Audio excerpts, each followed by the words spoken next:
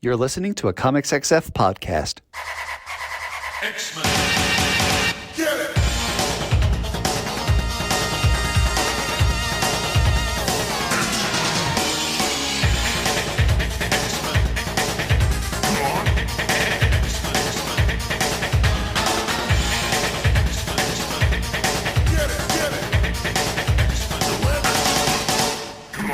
Hey everyone, and welcome to another exciting episode of Battle of the Atom. This is your weekly podcast where we rank every story from A to Z. I'm Adam. And I'm Zach. Hey Ground Bear, how you doing today? Oh, Zach, did you know that a ground bear is not even really a thing? Like, so for listeners who don't know what Zach is doing right now to target me, Gail Simone did write the nickname Ground Bear for Rogue to call Wolverine in Uncanny X-Men volume whatever they're on right now. And I looked this up because I was like, oh, surely that's just some, other term for a Wolverine or a variety of some kind of thing. No, it isn't anything. It's not a thing. It's not like, it's not. It's just like nonsense. It's word combo salad. So three things I want to say about this. One, there's three things. One of them is that I also just Googled it. What comes up is ground bear meat, which I think is very funny. Okay. Two, I would argue that the default state for all bears is ground. Yeah, it's not like they live in the trees. Good point. Koalas, yes. But I don't know if koalas are technically like Ursa bears or whatever. I think they're marsupials. They are. Wait, I don't know what a marsupial is. They got little pouches for the babies, don't they? Oh, do they? I don't know. Now I got to look this up. Keep talking. Are you thinking of kangaroos? Number three, Adam, is that while I was writing notes for this episode, because we're recording back to back, so I wanted to have like my thoughts kind of together tonight. The first note I made was surprise / annoy Adam tonight by trying to make ground bear / moonbeam a thing. So not only did you target exactly what I was doing immediately, but you got my intention to bother you. Oh yeah. Literally it's shocking how long we've been doing this show. You know me so well. I did just double check. Koalas absolutely are marsupials. So I did not make that up. They are not bears. Right. So yeah, bears are on the ground. Bears live in ground. Bears live on ground. That's not a novel bears on ground. You know who else lives on the ground, Zach? Some of the time. Are you talking about Gambit? Gambit? You talking about the king of the Tigill? Yes. Yes. Mon ami. We are talking about Gambit this week, and boy, there's some weird stuff here. Goodness.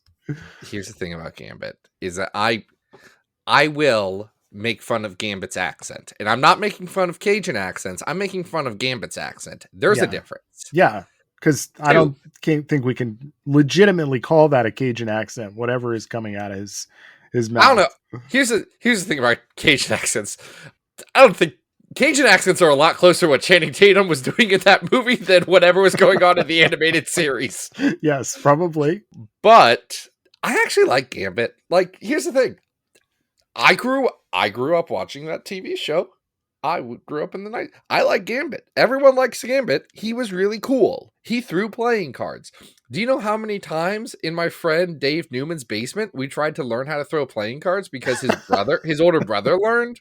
So Dan would flick the playing cards like Gambit, and we were like, we want to be like Gambit. Oh man! So we kept trying to do them, and I could never get it right. I also didn't practice when I wasn't in his basement. So yeah. I can't say that I ever tried to do the card throwing thing. I will say that I did. Flick. It's all in the wrist. All in the wrist. I did own the first appearance of Gambit in my childhood comic book collection, which I then sold. And I did, as an adult, seek it out again because even though it's not a good issue, I wanted it back. Days of Future Present is a bad crossover. We all know. No, not that, but I have that too. I love it when people are like, Gambit's first appearance is actually an Uncanny. And you're like, okay, all right. I would say Chronological yes. Publishing. Yes. I would say yes. I do know that because we're nerds. You can't get X-Men fun facts past us. Though I think there are some fun facts. Like, here's the thing: if there was anything that someone would do X-Men trivia on me and find a weak spot, it'd be deep lore of Gambit. Gambit Volume 3. Why are we talking about Gambit this week, Zach? So I want to be so clear. We're talking about Gambit because of our lovely supporters over on patreon.com/Battle of the Atom. If you want to be like Patreon supporter Marshall Bailey, you can go over to patreon.com/Battle of the Atom, reach deep down into your hearts and pocketbooks and toss a couple of coins directly into our coffers. It's great. At the $5 a month level, you can come up with a request and we will cover it, as long as it's not a 19-part Avengers crossover. I'm not covering that. That's not to call anybody out, except for the guy that said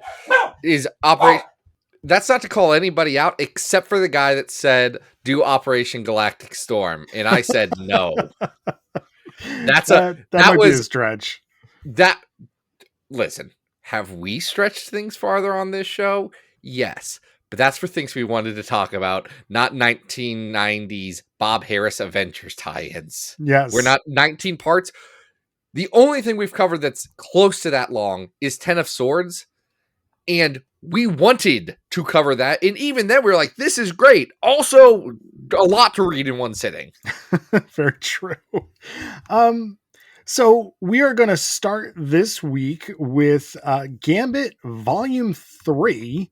This is Fabian Nicieza and Yannick Paquette's run on this book. That we're basically just doing the last 3 issues of this run before Scotty Lobbs takes over the book. Well, Scott Lobdell doesn't really take over the book in so much as Joe Pruitt does one issue. And then the entire series ends and turns into something else.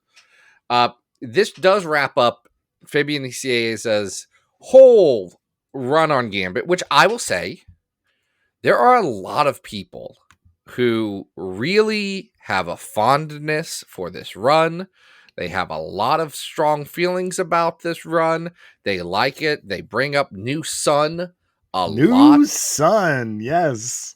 They talk about Black Womb a lot. And I'm going to be honest.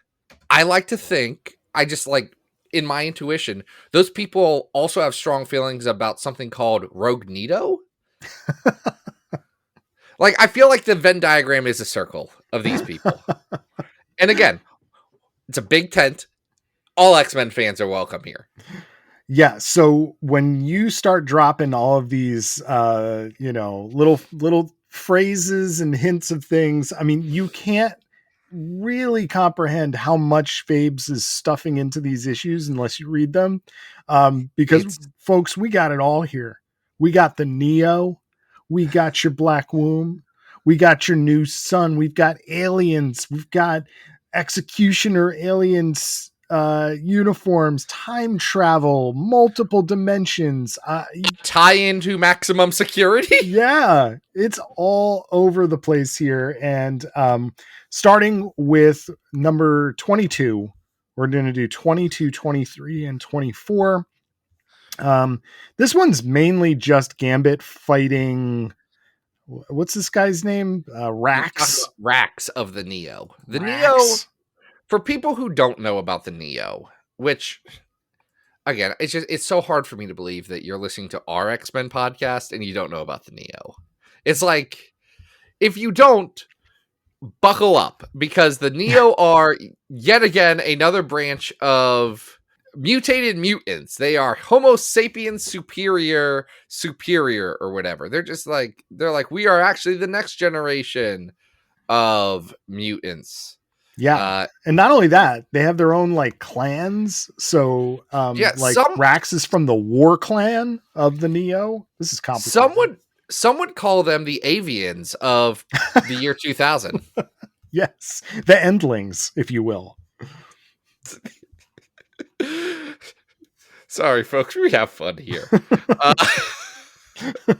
Who's your favorite member of the Neo? I don't care. Do you have a favorite member? No, because I don't like the Neo. I care. In this issue, we get to see Rax, Domina, and Barbican. None of those are my favorite. Manacle is my second favorite. Manacle is Chris Claremont's bondage fetish, just made into yet another real thing. Is Manacle the one with the like gimp suit, or the one with chains with hanging off of his face? The chains. He's the one with the chains. The manacles. Okay. Yeah. And then it's Jaeger, who is the one with whose power is guns. The Neo is so stupid. Like, I love the Neo. Not like love's the wrong word. Yeah. We should also point out that at this point in continuity, Gambit is like incredibly overpowered and he doesn't know why. So Gambit doesn't have to touch stuff to charge it with kinetic energy to blow it up. It's pretty cool, actually.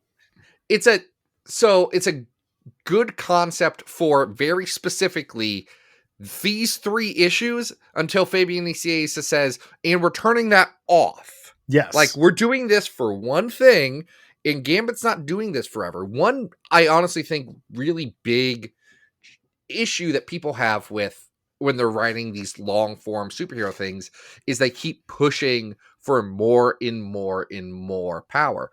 You know, I'll use an example from a run that I generally enjoy, Kelly Thompson's stuff with Rogue. And Gambit specifically, where Rogue gets the ability to absorb people without touching them and all of these extra stuff. And it's more and more. And it's like, well, one, that's not what we think of when we think of Rogue. So now everybody after you has to remember this extra new thing or forget about it completely. And two, Rogue doesn't need to be more powerful. Like, we don't need feats of strength to prove how much we like people. I am one of the world's largest Glob Herman fans. And you know what? Glob Herman doesn't need an upgrade. Glob Herman getting an upgrade would be bad. The beauty of Glob Herman is his limitations. Well, Gambit doesn't have a lot of limitations here, aside from his fashion. Gambit's original costume is already a lot to look at, but this one is a red bandana, a riveted overcoat, and a blue jumpsuit of sorts with his normal Gambit boots. It's a look. It's Lanil Francis Yu's redesign. Or was it you or was it Kubert that did the redesigns? That I don't know. It was you did the first cover. This is Revolution, right? Yeah, this is the Revolution era. Yeah. I think you did most of these redesigns, but I feel like no, I didn't do them. Right. Lanil Francis Yu. We'll talk about him next week. Which here's the thing. I don't hate the Revolution's redesigns. Colossus looks good. Cable, I love Cable having like one eye covered and wearing Cyclops's visor around his chest. I actually really like the Jean Grey costume. Like there's a lot to like in these designs. The Gambit one probably has too many fiddly bits. Yeah, I mean, I just feel bad for Paquette, who has to keep drawing all these rivets on like multiple folds of an overcoat. It's pretty silly. Also silly is Rax, who basically is like a costumed supervillain with a tiny little crossbow and little baby crossbow. It's so stupid. His power's little crossbow. Yeah. So of course Gambit beats him up. that doesn't take long, especially with his new super extra powers. Now things get very complicated in the next issue, 23. You didn't mention that New Sun is like, oh, I'm also here. Yes, that was a little confusing, honestly. The way it's drawn in 22 is like there's these vignettes that are happening off panel, and this. All right, so we should explain what New Sun is. New Sun is what, Zach? Electric Blue Superman. Yes, Electric Blue Superman from another timeline that is actually also Remy LeBeau. So you remember that story we did about Warbird encountering other Carol Danvers, evil Carol Danvers, who was killing all of the different versions of herself from different dimensions? I do, yes. That's the same exact thing that's happening here. Fabes is doing that exact same story. Well, and New Sun has been a ongoing thing in this run since like the second arc. Yeah. Like it's been a long simmering plot as Gambit has traveled through time and dimensions and learned a little bit about his background with the Black Womb Project and all these things. And what it ends up being, well, New Sun's trying to fight Gambit. We have 23 is a weird interlude thing that's a tie into Maximum Security, an event that isn't an X-Men event, and we're not going to worry about it this week. This week. That explains how New Sun actually got the Executioner armor that was kind of kicked off this run. I don't know, man. That part's weird. It is wild that the Executioner armor is actually alien Shi'ar technology. And we always knew that. Carl stole all that stuff from the FBI's evidence locker. We know that, but there's like an entire like line of these uniforms. It's not just one. Like there are many, and which I know Fabian came up with this character, but I don't love that because the cool thing about Executioner was that Carl was just picking up whatever. No, Lobdell came up with the character. Fabian's was what's his name? The other one, the one that wasn't as cool, the doctor who was on the like island with everyone with legacy virus. Well, it's funny because they mention a couple different executioners, and at one point they're like, "Yeah, we don't really know who that one guy was that was wearing it that one time." You know, it's like you don't have to explain that. That's like a Doombot thing, you know. But they do because it was him. Yeah, it was the new sun. That's right. He was the Executioner, actually. Yep. Anyway, eventually, the last issue of this, New Sun finally confronts Gambit. Now, all of this time, by the way, there is the supporting cast of this book is learning more about New Sun and like investigating into things. There's two main characters there's Fontanelle, who is like, she's employed by the New Sun and she's like working with him and learning about the Black Womb. And then there's Courier. Adam, do we want to talk about Courier? I want to talk about Courier. Courier is Jacob Gavin Jr., who is a shapeshifter. Who, if you look at what he looked like originally, he kind of has Pete Wisdom vibes, like black overcoat over a 3-piece suit, but he is exactly as his name suggests, a messenger of some kind. And he uses shapeshifting powers to turn into a variety of different identities. But at one point, as he was time traveling with Gambit in the 19th century, basically, Mr. Sinister got Jacob stuck in a form that was female. So he is not Jack Gavin anymore. He is Jacqueline Gavin. And I'll tell you, I had some very interesting conversations about this character this past week. So having read this whole series and having been one of the folks delighted when Courier appeared in last year's Fall of X Cable series by Fabian Nicieza. The thing about Courier is that they are like, they have some initial weirdness and then are mostly chill with it. They're like, okay, I'll live as a woman. I'm fine with this, actually. This is okay. There is no big plot about Courier trying to like change back. They're like, actually, this is a little more comfortable for me. I'm enjoying this. Well, it's interesting because, first of all, it's suggested, I think, that Jack is comfortable going from, shape-shifting between genders, and that this isn't like completely new for Jack. It's just he can't shapeshift anymore. So that's more of the change, right? I think what's interesting and what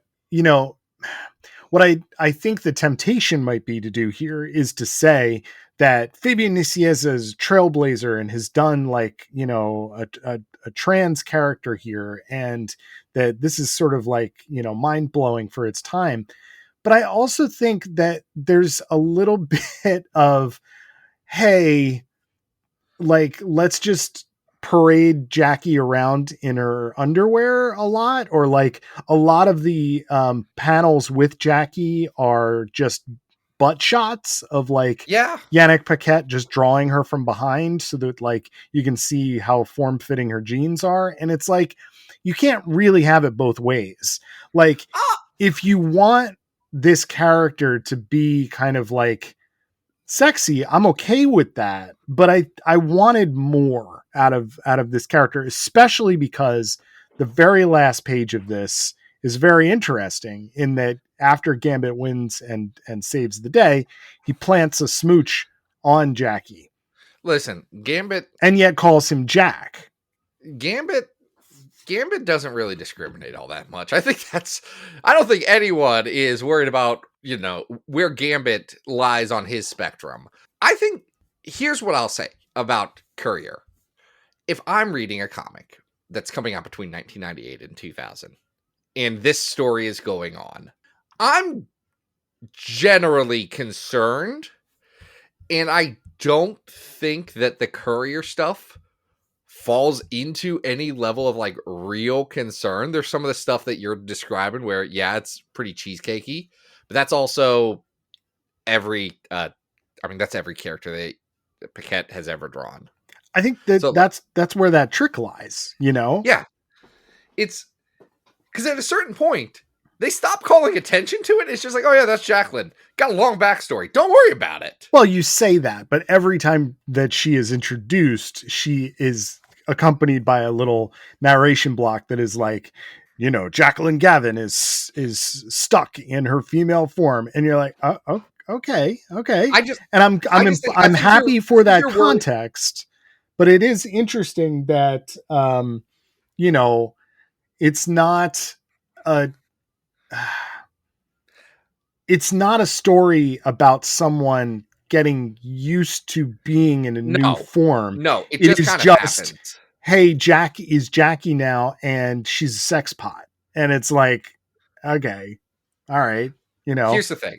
Here, all I'll say is I'm expecting, if I'm seeing this story at that time, I'm expecting it to be a man in a dress joke for.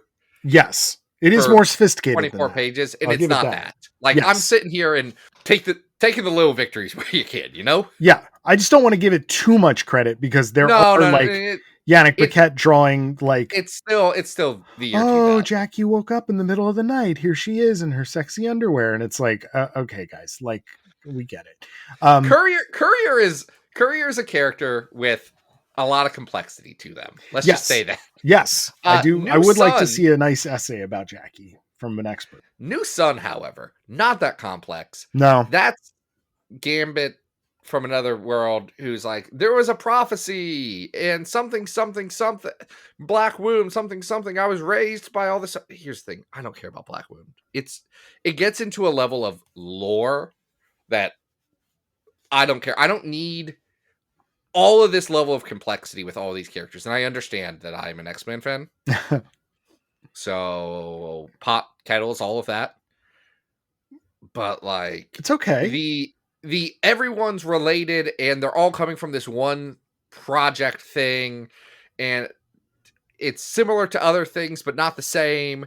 And in another reality, Gambit was, I just don't care, man. No, it just I can't. Here's what I think Fabes cares a lot about Fabian Black Womb. Nicieza cares about Black Womb just as much as Fabian Nicieza cares about the externals, Yeah. It's that level of Fabes, man. He's locked into it. And to your point before, I think this is probably a good place to wrap up talking about this. I appreciate that the whole thing about New Sun is that he's going around killing, multiversal gambits so that they don't become what he became, because he accidentally killed his own world. Right? He became a new SUN son. He's literally Superman. So what I love about this is like, you get these two competing things, and it turns out that our Gambit is actually more powerful until he doesn't need to be anymore. So and once he blows up, power boost goes away. Exactly. Yeah. And it's just resets. So, I appreciate that he's not leaving too much there. So, I don't know. I think these are busy issues, but once I got into what Fabe's like tone was, like, I was like, I don't know, I wasn't having like a bad time. I'm so glad that is the experience that you had, Adam. My experience, well, let's just find out because because we have a big old list, right, Zach? That's the thing. Thank you for bringing that up, Ground Bear. We do have a big old list. You cannot make that my permanent nickname. Okay? You will not call me that. You need to stop. See, I waited 20 minutes to do it again so that it would also catch you off guard. Adam, I have a whole plan. It's beautiful. And All so right. far, things are going according to plan, as if I was Amanda Mueller of the Black Wound. Big old list. Big old list. We're ranking every X-Men story of all time from best to worst. We have, in fact, ranked 990 X-Men comics, which is too many. We're on that road to 1,000, and we finally figured out what we're doing for 1,000. We did. Adam and me pitched so many different ideas to one another, and then we realized maybe we're taking this too serious. But we did it. We got an idea, which is good. Which is great. Also great is a lot of X-Men comics. Not all of them. But like House of X Powers of 10, that one's great. That's the best one.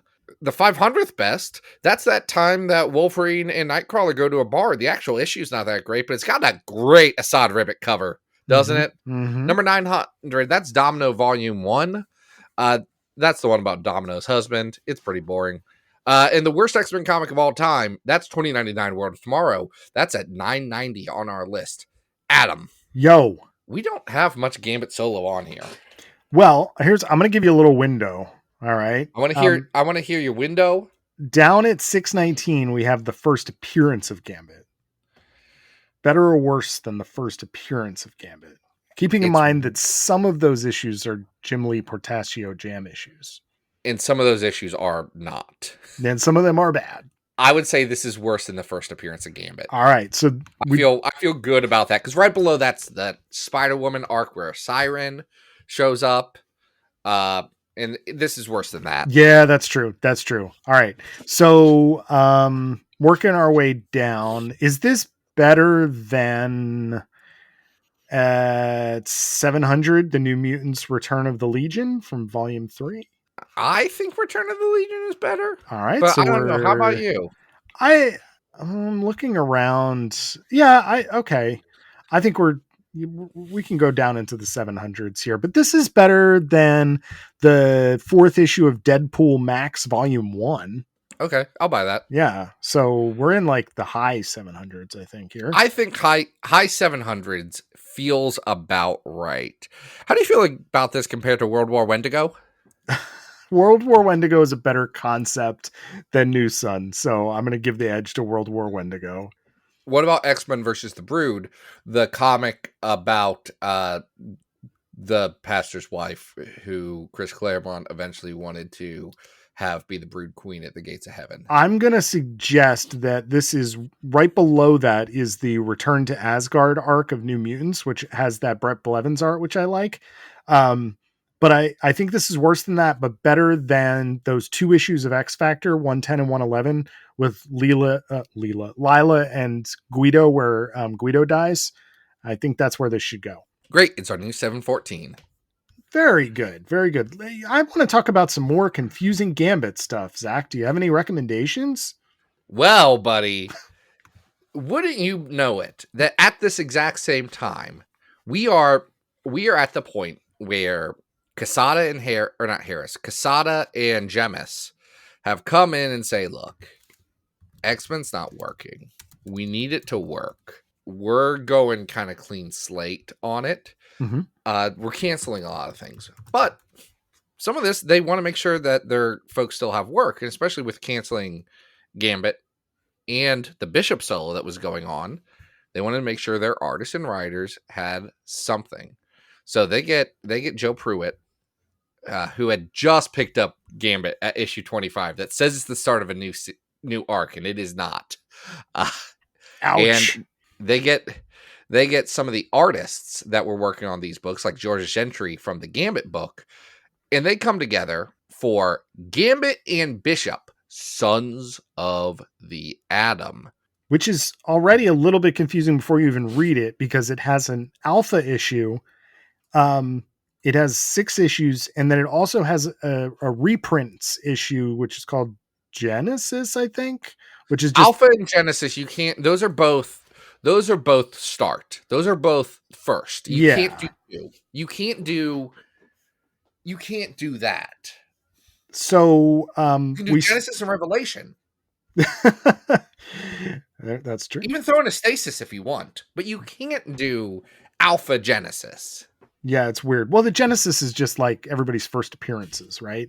I didn't read the Genesis. I just flipped through it because it's just it was all reprints, and I was like, I don't need to read this one. No, you don't. No, you don't.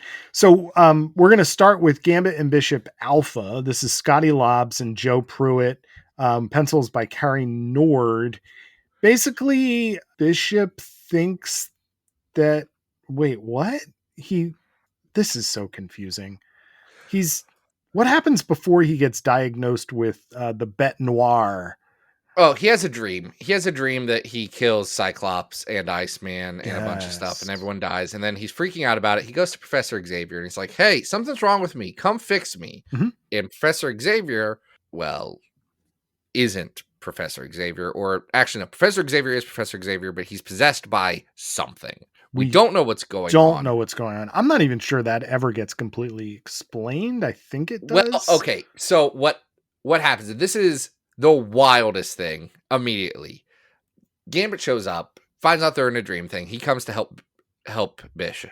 And this is supposed to be a buddy cop thing. And Gambit and Bishop are two characters I think make a lot of sense to be buddy copy on things. One is a cop, one is a thief.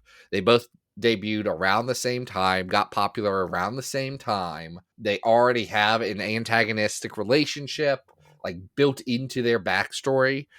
They're a good fit for this. I do like their dynamic, and I'd like to see these two characters specifically interact more. I like that. Yeah.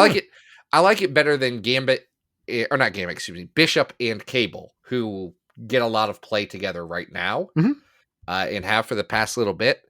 They don't have as much fun dynamic as Gambit and Bishop, because they're both Cable is also a cop. He's a time cop. I know that's not really what he is, but that's the role he plays. Two-time cops. Yeah. Two-time cops just is too many dudes doing the same thing. However, one cop and one thief, that's fun. There's a lot of movies about that. Casablanca's about that. They talk about that in this very series. It's not subtle what they're doing. What is subtle is that they see that someone's controlling Professor Xavier and all this stuff's happening, and someone's trying to get something out of Gambit, this symbiotic thing that's under him. It's not a symbiote. It's not a capital S symbiote from Clintar. Yeah, they call what is infested Bishop a symbiote, but it is not. It is La Bête Noire, which is, I guess, like an ancient evil that existed in the Earth's core, something like that. Sure. I want to get to La Bête Noire because we just read a comic with La Bête Noire in it recently.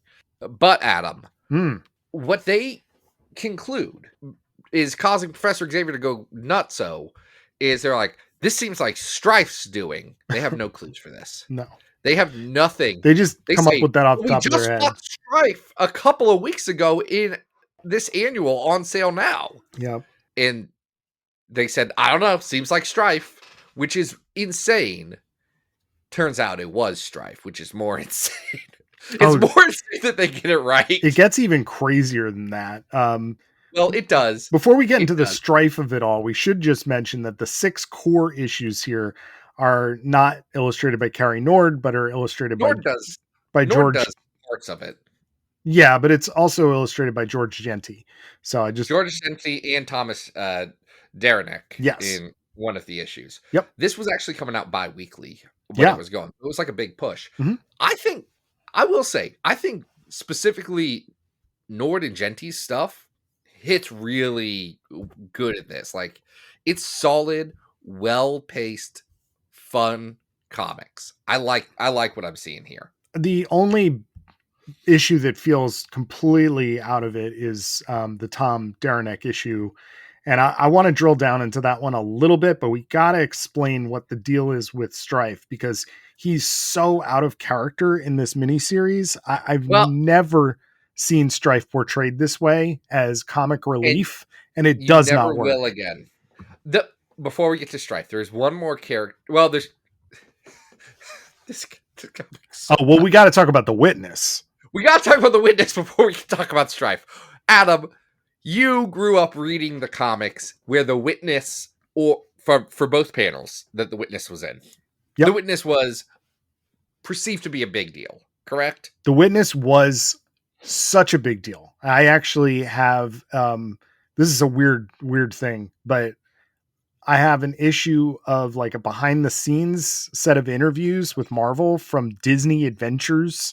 And like, that's one of the core mysteries they want to talk to them about. It's like, who was the witness? The witness is Gambit, right? Gambit's the one who's going to betray everybody and kill the X-Men. Until his name was LeBeau. I mean, like, and he looked like Gambit. He was Gambit. Like, we don't. Was Gambit. Like, yeah. Don't lie to me. Yeah. Well, this miniseries presupposes, what if he wasn't? It's the worst way to do something like that. It's like, I get that, like the 12 and like the Legacy virus, Marvel was going around and wrapping up things. Mm-hmm. The way to wrap up the witness to say, yeah, that was Gambit. Yeah. Weird that in the future he got blamed for betraying the X-Men in this future. Mm-hmm. Or he did betray the X-Men in the future, but Gambit of our time is different. There's 100 ways you could go with it that are very logical. Put a nice bow on it. Yeah. How about the witnesses from a future that just didn't happen because we changed the past? Like, that's an easy way to go. And here they're like, the witness who exists in all time, at all times simultaneously, like that issue of Watchmen. That's what Witness is, apparently. He collects stuff like he's Red Skull and Old Man Logan. It's so weird. He also lives. Here's the thing. They are intelligent enough to draw a lot of this takes place in a graveyard in New Orleans, which if you've not been to New Orleans, like the graveyards are above ground. They're beautiful, fascinating. They are above ground because New Orleans is kind of below sea level. And this is a common X-Men problem. But so much of this book takes place going into a crypt down underground in the New Orleans graveyard. And that's not very explicitly. They tell you that on the tour that's not a thing. I've been on the tour. They tell you that it's not. That they're like, yeah, we don't bury them 6 feet down because they'll be wet. They'll be wet bodies. I mean, if you were going to boil down the scenery of this miniseries, you would probably have to go one, the crypt where the witness lives, and scene 2 is a diner where Strife, Cable, Gambit, and Bishop sit for over an issue, just like hamming it up and doing like goofs while like a diner lady takes their order. It's just so ridiculous. I hated that. Okay, hold on. I think that might be the most successful part of this series at doing what it wants to do. Like, I think that part is probably the best connective tissue of intent and execution. I guess you can question whether the intent should have happened because it doesn't make sense with the rest of this. Here's what does not make sense of this. This is Gambit and Bishop, sons of the Atom. The premise that you are started off with is that Bishop has been infected with La Bête Noire, right? Which, yes, we did just talk about in Magneto Resurrection, right? But the story gets hijacked halfway through to say that actually this miniseries is about how Cable really wants to finally kill Strife, and now it's that story. So it doesn't make any sense. And Strife is this whiny little apologetic. Oh, I'm so sorry. I gave all of you the legacy virus. I was born to be bad. Oh, and it's like, oh, get out of here with this. Like, here's the thing. This does not work. It's not just Strife being like annoying, because Strife being annoying, that's funny. That's great. Like in concept, Strife being like a whiny little guy. The problem is Cable wants to kill Strife. This is not a shocking revelation. No. To anyone reading this. In fact, every day of his life, he wants to kill Strife. This is not new. This is from page 1, panel 1 of Strife existing. Yeah. It's like Cable wants to kill this guy. Stab his eyes. Stab his eyes. That's what they want to do to each other. Mm-hmm. Bishop and Gambit spend so much of this miniseries being worried about, is Cable actually going to kill Strife? That's not what X-Men do. We can't do that. Y'all, what? Come on. One, Bishop. If they would have been like, if they would have taken it from a place of Bishop being like, look, Cable, I get it. I thought that killing everybody was going to be the solution to all of my problems for a while, and the X-Men showed me a different path. Like, that would be very consistent with what Bishop's actual arc has been. Yep. They don't do that, though. They don't. They're just like, Cable, you can't kill him. He's a nice guy. And it's Strife. It's so who's stupid. Like, and even at one point, they call him out on Cable, I think, calls him out on it. He's like, wait, hold on. Because Strife goes through his entire history and he explains the adventures of Cyclops and Phoenix miniseries and how he couldn't be Apocalypse's chosen body or whatever. He's saying, so you're saying that all of your actions are justified because you couldn't destroy your world? Like, you couldn't be all-conquering evil and destroy your world? It's so dumb. It is. It's very dumb. And of course, this ends with Cable not killing Strife. The Witness just disappearing. After the Witness gives Bishop one of Havoc's old shirts, which I actually think is funny. Right. That's a fun little bit. Yes. Gives him the old shirt so he can focus his energy. That actually all like comic book logic tracks. And anyway, they have to fight La Bête Noire, and Strife sacrifices himself to save the world, and everyone's like, "Oh, Strife, he died good." And yeah, I can't abide by that. That's what ruins this. A lot. The comic's ruined from the start. It's not a good comic the entire time, but it does get progressively more insane. I think part of it for me, take the Strife of it away, the idea of an anti-Phoenix like La Bête Noire is such a, like, your first idea kind of thing. Like, it is, what's a big threat? Well, the Phoenix, but what if there was an opposite Phoenix that wasn't fire and life incarnate, that was like ice and death incarnate? Which is so stupid because they forget the fire part. Like, Phoenix is a force of destruction. So yeah, that the Phoenix is naturally balanced. Adam, here's the thing. I want to do an X-Men trivia game for you. Oh, here we go. There are at least 5 anti-Phoenixes that people have tried, and none of them have stuck. Oh, jeez. Can you name the other 4 besides La Bête Noire? Probably not. That are the opposite of the Phoenix. I mean, I'm sure I will recognize some when you name them, but no. Can you even get one? Can you get one? There's one that you should know because it's the best one. Give me a hint. It's the Goblin Force. The Goblin Force. Oh, Goblin Force. Yeah. Okay. The Goblin Force, easily the best one because it ties to Madeline Pryor, and then you can make Inferno and that whole duality. Goblin Force is a fun idea. That's better than La Bête Noire. Goblin Force, not good in execution. Love the idea. Here's the others. The First Fallen, which we all remember. Don't know what that is. It's from Chris Claremont's 2004 Return to Uncanny. Okay. Not good. There is La Bête Noire, Goblin Force, Starhawk. Okay. That is from I want to say, Sleepwalker comic that Chris Sims and Chad Bowers wrote. And the Tiger God from White Tiger. Is there also the Anti-Phoenix? Oh, shoot, that one I missed. Yeah, from what? From Excalibur? No, yeah, from Excalibur, whatever that one is. Okay. That's like Necrom? Yeah. See, I did know one. You did know one. It was the one I didn't write down, but I did think of when I was writing my notes. Too many anti-Phoenixes. Don't do anti-Phoenixes, guys. It's not a good idea. And it's a bad idea. Don't read this miniseries. Like, it has some passable art, but it is a real grind, and it gets the characters. Good. I mean, aside from the occasional fun banter between Gambit and Bishop, which is few and far between, this is a terrible story. It's not good. It's not good. It's way worse than that Fabian Nicieza stuff we were just talking about. It is. But if you ever wanted to see Strife redeem himself, I guess this is the comic for that? No one wants that. No one wants to see that. That's ridiculous. That made me like roll my eyes so hard to see that there was like a goofy, like Strife shrugging and eye rolling at the diner panel. I was like, are you kidding me? Okay, Like, can I tell you what bothered me about the diner? And this is such a me problem. yeah, please.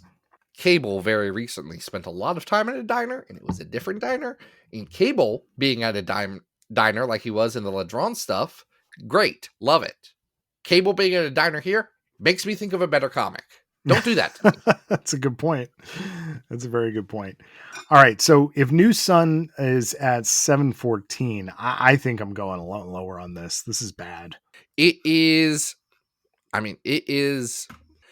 both bad and not ambitious, which is my two least favorite things. Yeah. I will take bad and ambitious all day long. I would say this is like on par with like Down at 850. I know I always use this as a line of demarcation, but like the X-Men and Weapon X Noir, like this is as bad as that. That's at 850. It is. Is it as bad as Prophet Cable? Maybe it's not that bad. That's bad. That's really bad. Is it? I'm going to say it's not better than the Revolutions stuff at the first Claremont Revolution story with 100 to 102. I would agree. What is the... That's at 860 right now. What is the Astonishing that's right below that?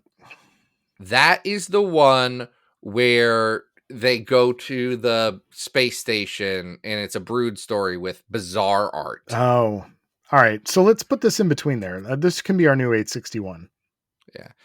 861. Hey, speaking of this weird time that's going on at Marvel during all of this, writer Joe Casey, who ended up doing Uncanny, yes, has actually and is doing was it Weapon X-Men is coming up soon, I guess. Joe Casey has just been putting out a bunch of newsletters, just going like rereading his stuff. Oh, that's interesting. And talking about like what was going on at the time, specifically how him and Grant were putting together some of the new ideas for X-Men and all of this. And then him talking about a book that he'll fully admit doesn't really work. His book. Yeah. Oh yeah. His book that does not really. No, it does not. Again, taking some big swings on occasion, but also not fully getting there. No. It's very interesting. I saw that he's just into some of the annuals. I gotta check that out. That's interesting. Yeah, it's really worth a read if you are a sicko like us. Do you know what else sickos love, Adam? Weird artifacts of Marvel history, like Gambit from the Marvel Vault #1. Gambit from the Marvel Vault #1. So here's the thing.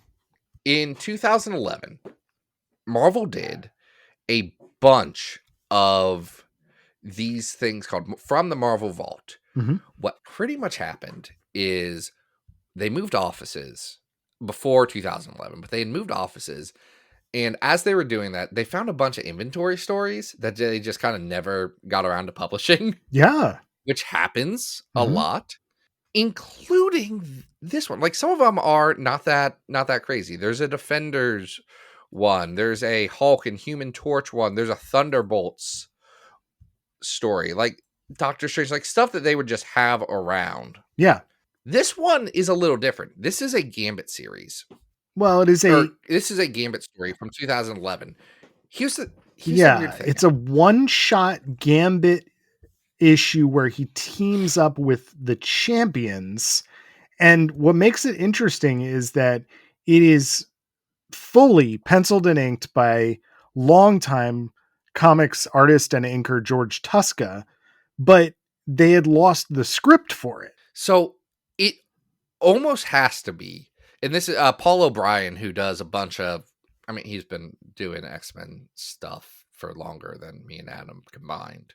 But Paul O'Brien wrote about this around the time it came out and said, like, it almost has to be an inventory issue from Fabian Nicier's run on Gambit. Because that's about the last time they were still doing inventory issues. And that's the only time Gambit ever had a solo series, right?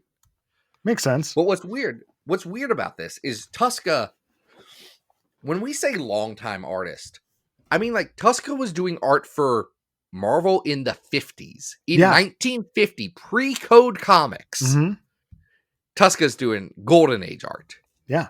He's most famous for like really early Hulk stuff. So Yeah, like he stopped doing, but like he stopped doing work for Marvel in the late 70s and stopped doing comics work in general in the mid 80s. Mm-hmm. So him doing a whole issue in general is wild, especially because he died in 2009. Mm-hmm. This comes out in 2011. If it's been sitting for a while, I mean it was probably like 10 years before his death, but he was not a spry fella. No. And here he is drawing a story of young plainclothes Gambit, which I'm not convinced ever actually existed. Being I'm just like, it doesn't look like Gambit. no, it just looks like a guy. It's just a guy, and it almost makes me think. It almost made me think for most of the story. Did this guy just kind of look like Gambit, and they made it a Gambit comic, and it was really a Champions issue? Because Tuska did a good chunk of Champions, but no, it's. I mean, by the end of it, it's definitely Gambit. Yeah, like the art is, very clear, and that's one thing that I think is to Tuska's credit, because Tuska's not at the Buscema level of like early Marvel artists, you know? He doesn't get the same level of credit. He was always a good hand. But Tuska, like, the fact that his pages are solid enough that it tells a full story just through the art. You can have Scott Lobdell come in 10 years later and be like, okay, I'm going to just make a comic out of this real quick. We're going to letter this, plot it. It's going to be fine. That speaks to his level of craft. Yeah, I would agree. So essentially the plot is that Gambit has been hired to infiltrate an auction and steal the scroll of Vishota, which the champions are trying to, kind of protect from MODOK, who also wants this scroll. And the two have to team up and defeat MODOK. The champions, real quick. Adam, who are the champions? Okay, the champions are Warren Worthington III, Angel. We got Black Widow here. We've got Hercules. We've got Iceman. And we've got Johnny Blaze. So important that people know the champions are never going to be good. The Champions as a book was 1975. We have a bunch of these characters that don't have a home. We're going to throw them somewhere. And they just smashed them all together. And that's what this was. I would like to point out that Scotty Lobbs does take advantage of George Tuska to do something really fascinating that ties back to the old days of X-Men. And that is, he does name the woman who hires Gambit to steal the scrolls Spat. Yeah. Hey. What? That's the wildest thing that anyone has ever done. It's crazy that he's decided to do that. That's a wild move, and I applaud it. Scotty Lobdell has said, well, we made up Spat to just like be a character that couldn't get an action figure, and then she did. And then Fabes came in and gave her a backstory that no one can read because it is lost to history in Gambit: The Hunt for the Tomorrow Stone. Go listen to our interview with Fabes about that. Mm-hmm. It was a Marvel cyber comic, and it is lost forever. Yes. Anyway. So yeah, this is one of the 6 official appearances of Spat, apparently. Freaking wild. I was not expecting Spat to be in. Spat's not a little girl in this either, because she hasn't been de-aged yet. Yeah, drawing that. Yeah. Yep. So freaking so wild. Yeah. Anyway, they fight MODOK, and Gambit decides not to steal the scroll for Spat, and instead they destroy it, which is smart because it's like really destructive. And MODOK goes away, and I think he kills an AIM guy at some point because he can read his mind. He kills an AIM guy. Whoa, hey. Whoa, hey. Sorry, I got curious to see if I could try and find anything on like the original art for that for that lost comic, but I can't. However, they do have all of the original art for sale for X-Men Twisted History, a different lost comic. Ooh, never heard of X-Men Twisted History. Make a note of that. Well, were you reading Marvel Cyber Comics on America Online? No, I was not. Apparently, I should have been doing screen grabs. Yeah, you should have. X-Men. I'm putting a note on this in our ideas tab. Yeah, $750. So how many Patreon, how many patrons do we need to get that? More than we have now. Listen, folks, if 150 of you listening to this give us $5, we will buy all of these comics and we'll talk about what we think they might be. Wait, is it $750 for like all the art? All of them. All Oh. of them. You think Derek Gross is like, you think there's a high demand for people who aren't Nimrod's in this? Sorry, hold on. Nimrod's in this. All right, we got to stay on track here because this does look interesting. But Onslaught's in this. Bastion's in this. Oh, hold on. We may not have to buy this. Actually, we can. This is. I mean, we couldn't rank this. This is completely illegible, without any of the words. This is not Tuska quality work. Let's say that. No, it seems like a little bit of a nonsense. Anyway.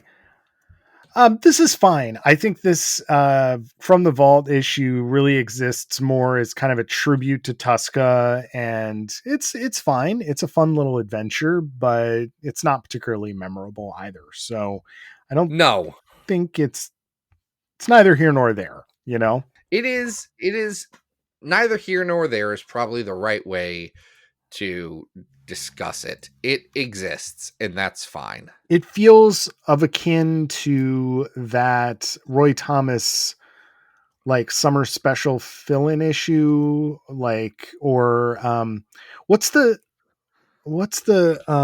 unpublished backstory, the story that we ranked on here? That one was better than this though, with the Havoc one.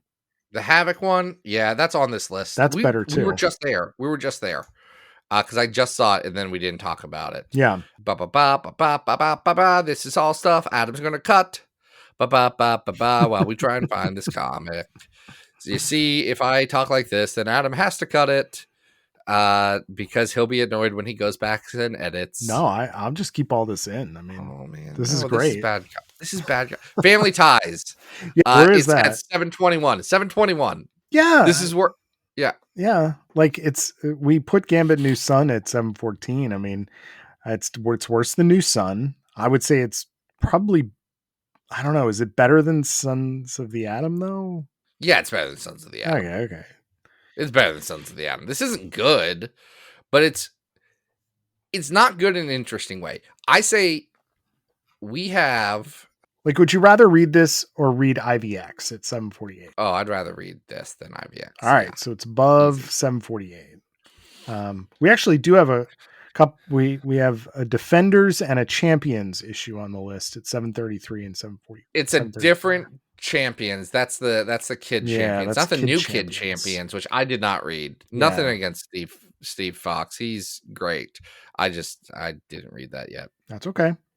I'll read it someday in the future. There's apparently a young Moon Knight. I do like the little roller skatey Ghost Rider girl. Phantasma. She's great. So I'm all for this based solely on Phantasma. This is worse than that Champions issue though. Better than Spider-Man Team Up #1 though. With Ring of Phage? Yeah, I think this is probably better than New Mutants Volume 3 #5 with some of the weirdest art we've ever seen. And is it below that Weird World story in Extraordinary though? Yeah, I mean, I don't know. I really don't care. I'm gonna say it's probably worse than Exiles 8 to 10 at 735. Let's put it below the Weird World. Perfect. Story. That's where I'm feeling. So that's where my bones are telling me to go. This is our new 737. Oh wait, I think you put that in the wrong spot. I did. I screwed it up. I fixed it. Guys, this is spreadsheet games. You can't see it. Gambit from the Marvel Vault, which is definitely a curiosity that I didn't know about. So, maybe it's something you want to check out. We had a different Gambit comic on here that we were going to cover, And then we didn't, and we're better for it. Yes, we are. So Zach, who do we have to thank again for getting us to talk about Remy LeBeau? Well, I'll tell you one of me. We got Zozo Monterey, Marshall. Woo! You just sound like that guy from King of the Hill. Are you talking about Boomhauer? No, Boom. No, I'll tell you, Boomhauer. Down today. No,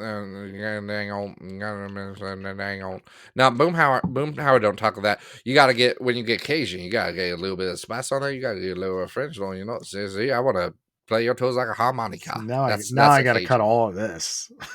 This is just offensive. There's a TikTok video by the guy that said he was going to throw Timothy Chalamet out in 3 pitches. If you're aware of that gentleman, he has a TikTok video where he talks like a Cajun crab boat captain who has a foot fetish. Amazing and stuff. I think about it every time I think about Gambit. Wow. I think Gambit would be someone who says, you know, I like a little bit of yellow on the toe. Oh, Tastes God. like a seed. I did not need to hear that. So folks, you're going to head over to patreon.com/Battle of the Atom. $5 to get me to gets you stop your own doing show. this. You can always follow on socials, Adam Rec on Blue Sky and Instagram. And Zach, what are we talking about next week? We're going to go where no man has gone before. Oh, To the final frontier. whoa. Sounds like space. Yeah, but we're gonna do the missions that aren't the like main part of it. We're gonna do secondary adventures in space. Sounds great. Till then, folks, this has been Battle of the Atom. We hope you survived the experience. Get it!